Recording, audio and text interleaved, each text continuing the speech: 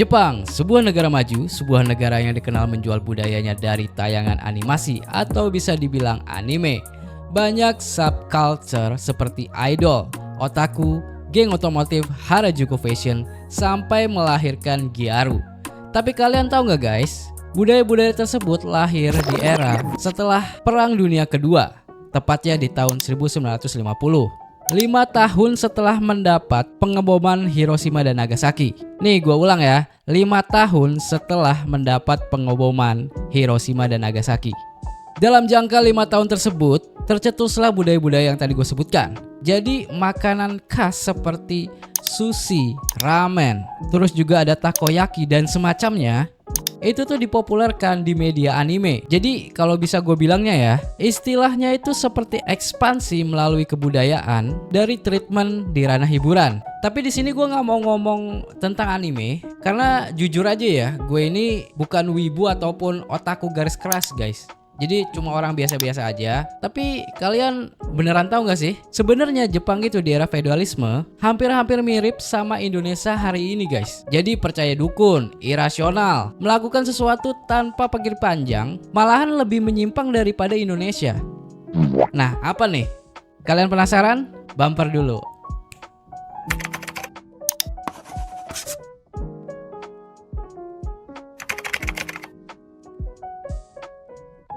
Kalau ditanya Jepang kenapa bisa maju, faktornya itu apa? Pemicunya itu siapa? Banyak orang bilang di internet seliweran, bilangnya itu cuma sebuah kebetulan. Oke, kalau kita ngomongin di ranah kebetulan, kita bakal flashback dulu di era Perang Dunia Kedua ya. Yang sebenarnya Jepang itu, kalau menurut gue ya, negara tersebut memiliki mindset ekspansional. Dan itu adalah fakta sejarah bahwa Jepang menganut ideologi ultranasionalisme. Ini tuh secara harfiah ekspansi beneran loh guys di Perang Dunia Kedua. Jadinya itu ya jajah negara di sekitaran Asia, seenaknya masuk dalam tatanan politik negara lain.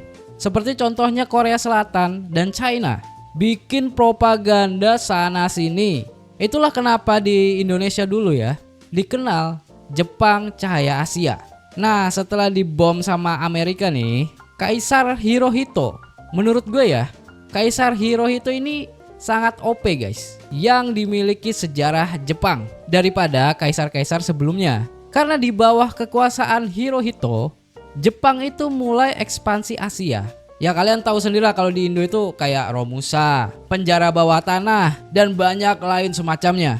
Mungkin di video ini nggak bakal gue jelasin secara detail ya. Tapi kalian tahu nggak, Presiden George W. Bush sebelum beliau menjabat presiden, anak buahnya George Bush pernah dan tercatat di buku fakta sejarah terlibat insiden kanibalisme yang dilakukan oleh Jenderal Yoshio Tachibana di Pulau Chichijima.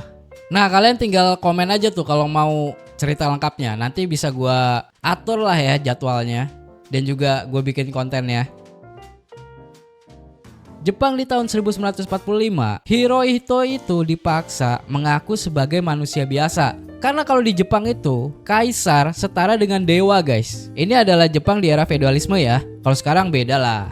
Nah di tahun yang sama, Amerika yang baru saja memborbardir Jepang, di kala itu sepenuhnya merubah ideologi politik negara Jepang menjadi demokratis. Dan tertulis sampai sekarang ya di pasal 9 konstitusi Jepang bahwa Jepang dilarang memiliki kekuatan militer ofensif. Nah kalian kalau nggak percaya kalian bisa searching di Google ataupun searching di website lainnya. Pasti pasal konstitusi Jepang ini bakalan tersebar luas. Silahkan dicek. Karena gini ya, mungkin menurut gua kalau Amerika itu ngebiarin Jepang setelah mereka kalah, terus kekuatan militernya ada lagi, Amerika itu bakalan kerepotan loh guys. Karena apa? Karena Jepang ini udah setara kayak Jerman. Ini tuh Jerman versi Asia.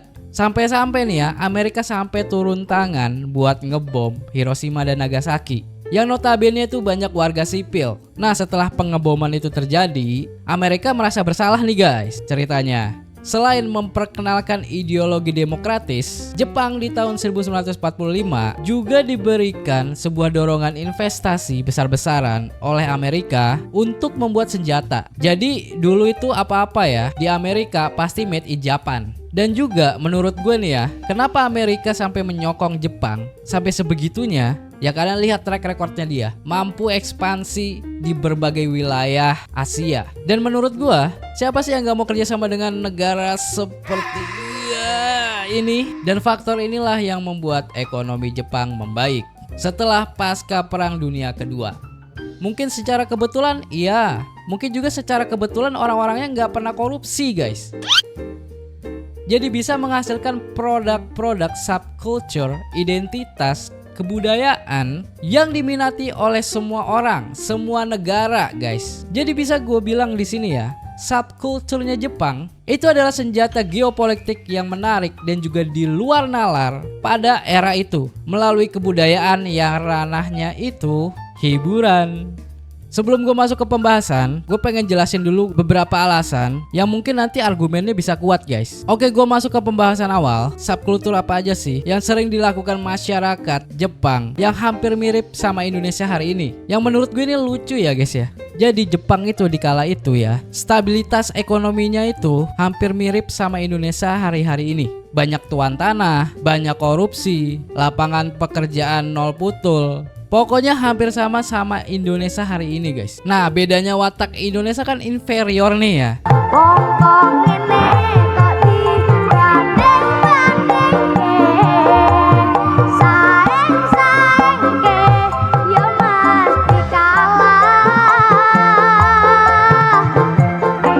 Apalagi sama bule.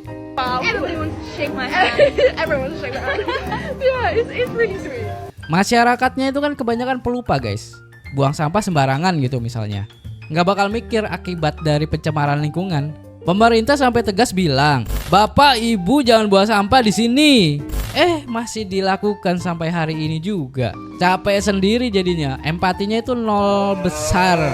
Ini persis mirip sama masyarakat Jepang di era dulu, guys. Hahiho, irasional gitu.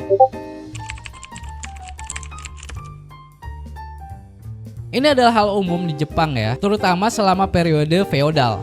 Lebih detailnya itu di era Edo. Shimogoe itu artinya makan kotoran, tokai, guys. Percaya nggak? Tokai. Gue ubah aja diksinya deh ini ya, biar lebih sopan. Feces. Nah, kebudayaan ini tuh bukan artian harfiah makan feces, tapi diperuntukkan untuk pertanian, guys. Jadi feces hewan ternak, manusia, mau miskin mau kaya, itu dicampur tanpa proses composting, guys. Dan feces ini ya, yang dicampur-campur tadi, itu tuh disebarin aja, terutama di lingkup pertanian sayuran. Aji gile. Tujuannya bener sih ya buat siklus ekonomi. Emang bener buat mencegah limbah dari feces tersebut gitu. Dan positifnya, nutrisi yang baik juga buat si tanah gitu.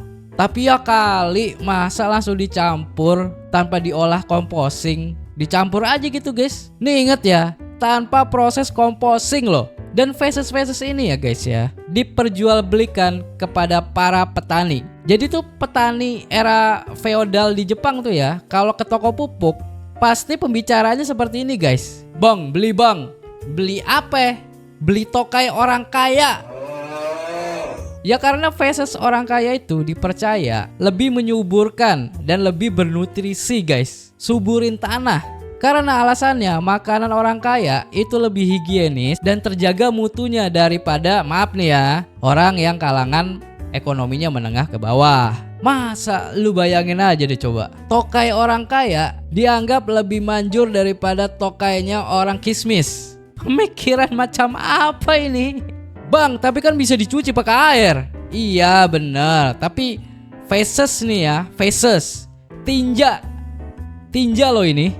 Coba bayangin aja, tanpa ada prosesnya composting. Terus Jepang itu dari dulu ya, dari era zaman feodalisme, mereka udah suka sama makanan yang mentah-mentah. Alasannya untuk kesegaran, guys. Udah itu aja, itu poinnya. Kalau dilihat dari perkembangannya ya, zaman Jepang sekarang sama zaman Jepang era feodal itu beda banget. Nggak secanggih sekarang. Jadi itu kolera, demam tinggi, itu adalah penyakit-penyakit langganan masyarakat Jepang di era feodalisme. Karena terkontaminasi virus dan juga parasit gara-gara praktik kebudayaan ini.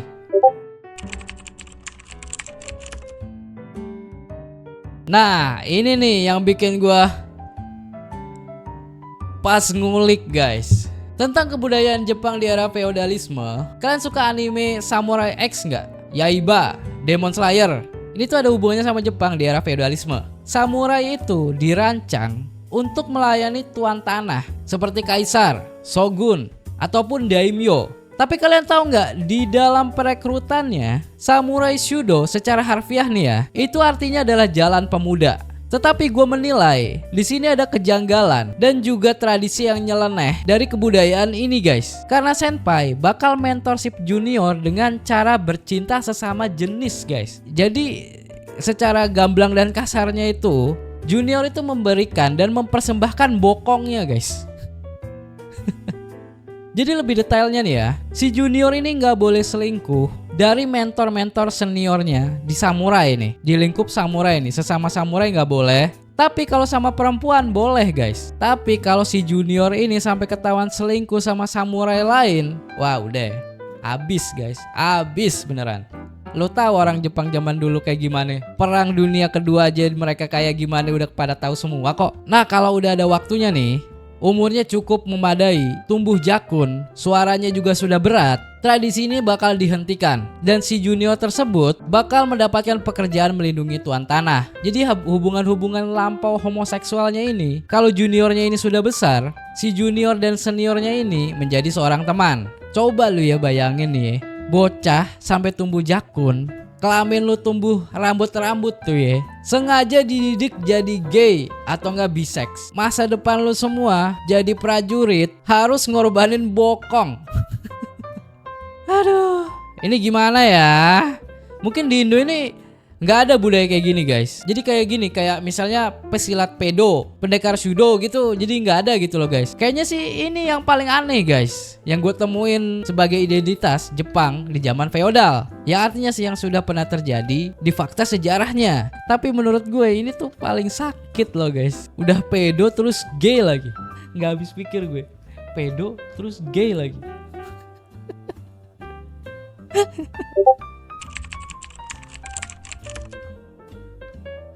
Aduh, demam nih. Duh, kok pilek terus sih nggak sembuh-sembuh.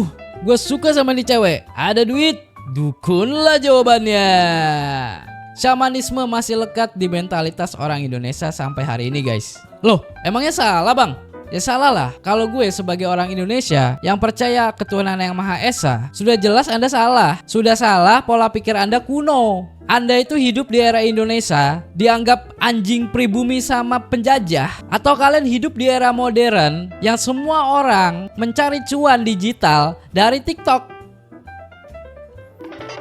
Anyway, animeoji itu sebuah kebudayaan yang hampir mirip di Indonesia sampai era sekarang, sampai Indonesia hari ini. Karena semua masalah selalu dikaitkan logika mistika, irasional. Ada masalah apa? Dukunlah jawabannya. Orang sakit bukan diobatin, malah minta diceramahin, minta dikasih jimat, pelet, santet, telu dan sebagainya macamnya, minta jimat. Kebudayaan itu sampai berabad-abad loh guys. Eksis terus kebudayaan ini sampai Jepang diborbardir sama Amerika. Dan inilah alasan gue kenapa Kaisar Hirohito itu termasuk orang yang OP. Karena perannya dia itu sangat amat berpengaruh dan melahirkan orang-orang yang berpengaruh juga dalam menciptakan inovasi dunia. Oke, Hirohito ini menurut gue ya, orangnya itu bisa membaca politik global saat itu guys. Kita tahu semua ya, Jepang itu di bawah kekuasaannya Hirohito mengusung ideologi ultranasionalis yang mampu membuat senjata militer sendiri, instrumen militer sendiri, aplikasinya kejam guys. Selain ekspansi, menjajah, eksperimen manusia gila-gilaan. Setelah kalah dari Amerika, Hirohito ini tahu harus berbuat apa guys. Di awal sudah gue singgung ya, bahwa Kaisar itu levelnya sudah dewa di Jepang di zaman era feodalisme. Amerika meminta Hirohito untuk mengaku menjadi manusia biasa guys, dan mendukung transformasi dari ultranasionalis menjadi demokratis. Terus juga ada serikat buruh, kebebasan pers, struktur negara berbasis trias politika yang akhirnya sampai sekarang dikenal sebagai parlementer yang diadaptasi dari konsep demokratis. Kalau Hirohito saat itu bilang tidak ya guys, Hirohito sendiri bakal dijatuhi hukuman metong guys, tentunya oleh pengadilan militer internasional. Dan kalau saja Hirohito itu metong, di Jepang itu bakal marak terjadi kekacauan, pemberontakan, balas dendam. Kalian tahu sendiri kan orang Jepang kayak begitu. Fakta-fakta di lapangannya kalian udah tahu sendiri seperti apa ekspansinya dia saat menjadi negara penjajah ya.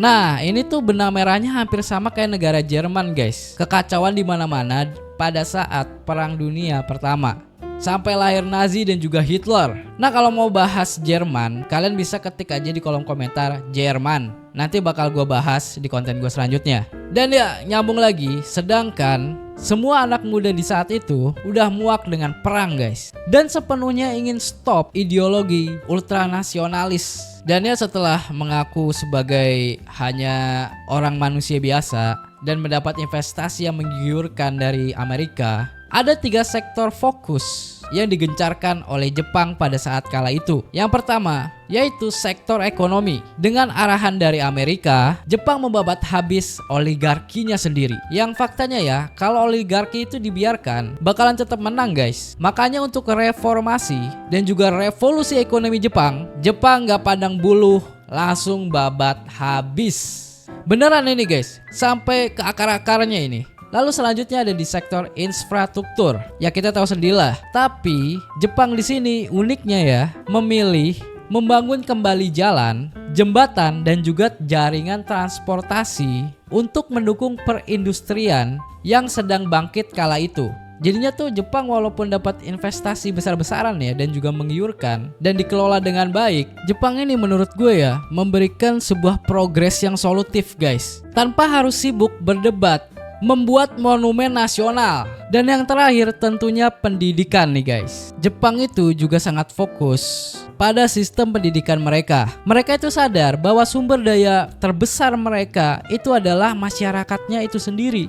Dengan sistem pendidikan yang kuat dan menghasilkan tenaga kerja yang terampil, yang kemudian menjadi faktor kunci dalam inovasi teknologi dan produktivitas mereka sendiri guys. Jadi itu kebiasaan pupuk dari berbagai fases tadi ya, terus juga samurai-samurai pedo tadi ya, udah pedo homo lagi, sampai perdukunan-perdukunan santet yang gak jelas itu akan hilang dengan sendirinya guys. Dan kalau kalian tanya ke orang Jepang itu sendiri, mereka bakal mengaku itu adalah mitos, bukan fakta sejarah. Tapi mau bagaimanapun juga terbukti kok guys. Dalam jangka 5 tahun loh, 5 tahun bayangin, Jepang bisa memulai fase ekonomi ajaibnya. Untuk lebih detailnya di tahun 1950 sampai di tahun 90-an. Jadi itu kayak Sega, Nintendo, PS, Sony, Honda, mie instan. Mie instan tahu nggak pencetusnya siapa? Ya orang ini. Bukan Indomie guys. Kalian salah tafsir kalian. Salah kaprah kalian. Mie instan ini itu tuh culture banget di dunia guys. Ini tuh salah satu culture dari sebuah peradaban manusia. Dari mana? Dari Jepang. Ya udah gini dulu aja videonya untuk bahas di Jepangan ya. Dan semoga kalian semua para anonimus mendapat ilmu yang gak didapat dari sekolah formal dulu ya. Atau ada yang kurang nih, kalian tinggal tambahin aja guys di kolom komentar, biar terjadi diskusi digital guys. So I'm Basyurs, sign out, bye bye semuanya.